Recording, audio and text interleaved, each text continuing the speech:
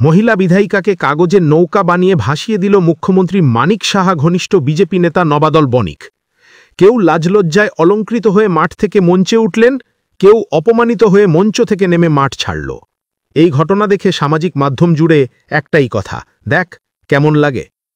2028-এ নবাদল বণিক পাখির চোখ করেছে কমলাসাগর। বিশালগড় থেকে সুশান্তের তাড়া খেয়ে এখন কমলাসাগরে নবাদল। স্থানীয় বিধায়িকাকে ঘুমে রেখে নানাভাবে প্রায়শই কমলাসাগর এলাকা ঘুরে ঘুরে নিজের টিম তৈরি করতে ব্যস্ত নবাদল বণিক। স্থানীয় বিজেপি বিধায়িকা শুরুতে এটা বুঝে উঠতে পারেনি। হঠাৎই গতকাল দেখা গেল বিস্ফোরক এই মহিলা বিধায়িকাকে। বারুদে যেন আগুন লেগেছে, আর এই বারুদ যে বিশালগড় থেকে ভরা হয়েছে তা স্পষ্ট। কমলাসাগর বিধানসভার মতিননগর স্কুল মাঠে অটল ফুটবল টুর্নামেন্ট। সোর্সের টাকায় বিজেপির বিধায়কদের উদ্যোগে নিজ নিজ এলাকায় ফুটবল টুর্নামেন্টের আয়োজিত হচ্ছে। ব্যতিক্রম কমলাসাগর বিধানসভা। শীত ঘুমে খোদ স্থানীয় বিধায়িকা অন্তরা সরকার। খেলার নামে মতিননগর এলাকায় ইতিমধ্যেই নবাদল বণিক নিজ গোষ্ঠী তৈরি করে নিয়েছে। খেলাকে কেন্দ্র করে মতিননগর এলাকা জুড়ে শুধু নবাদল বণিক আর টিঙ্কু রায়ের ছবি। আসলে পরিকল্পিতভাবে মহিলা বিধায়িকাকে ঢেকে দেওয়ার চেষ্টা নবাদলের। নিজ বিধানসভা এলাকায় অটলের নামে নবাদলের খেলার খবর স্থানীয় বিধায়িকা জানতে পেরে সুশান্তের দেওয়া বারুদে পুষ্ট হয়ে বিস্ফোরিত হল একেবারে খেলার মাঠের উদ্বোধনী মঞ্চে। রণদেহী বিধায়িকা ফেটে পড়লেন মঞ্চে।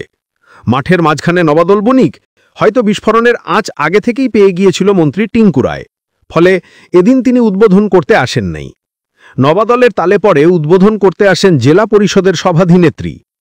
নবাদল বণিক আর সভাধিনেত্রীকে মাঠের মাঝখানে দাঁড় করিয়ে মঞ্চ থেকে বিধায়িকা একেবারে নাক কান কেটে ধুয়ে মুছে দিলেন।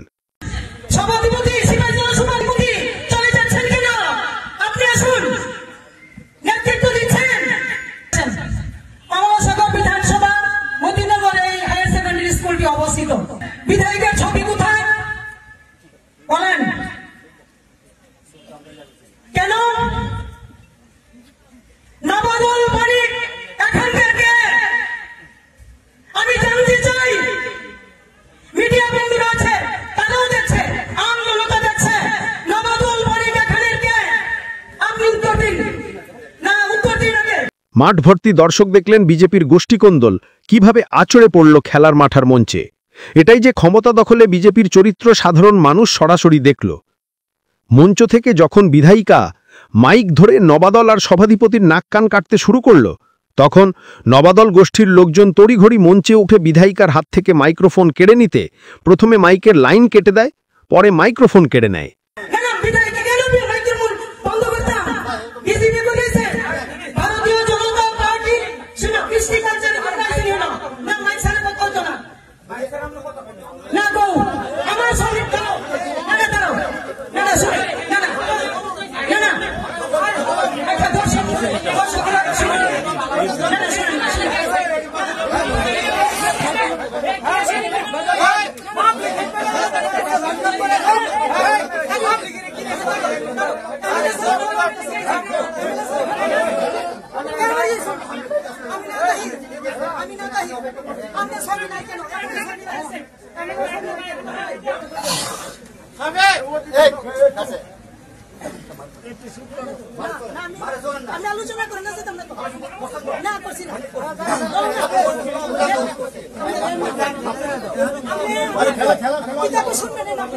কোনো অনুষ্ঠান মঞ্চে একজন বিধানসভার সদস্য তথা স্থানীয় বিধায়িকাকে এমনভাবে অপমানিত লজ্জিত করার চিত্র ত্রিপুরার ইতিহাসে এটাই প্রথম। মঞ্চের নিচ থেকে নবাদল গোষ্ঠীর লোকজন প্রকাশ্যে বিধায়িকার বিরুদ্ধে স্লোগান দিতে লাগল।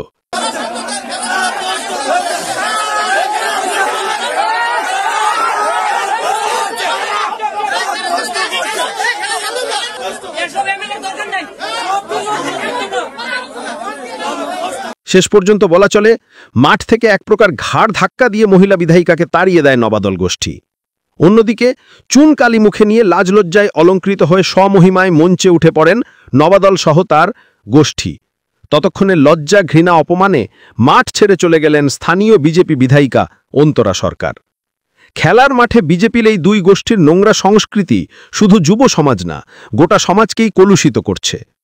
গোষ্ঠীবাজির এই নগ্নচিত্র শুধুমাত্র কমলাসাগর বিশালগড়েই শেষ না, গোটা রাজ্য জুড়েই এই সব চলছে। মুখ্যমন্ত্রীর সরকারি আবাসে বিজেপির নেতা মন্ত্রীদের চেয়ার ছোড়াছুড়ির চিত্র আজও ভোলেনি রাজ্যের মানুষ। এই গোষ্ঠীবাজি আসলে এলাকা দখল, ক্ষমতা দখল, তুল্লাবাজির ভাগ বাটোয়ারা নিয়ে লড়াই। মানুষের জীবন জীবিকা সমস্যা, কাজ, খাদ্য, শিক্ষা, চিকিৎসা নিয়ে তাদের কোনো কথা নেই।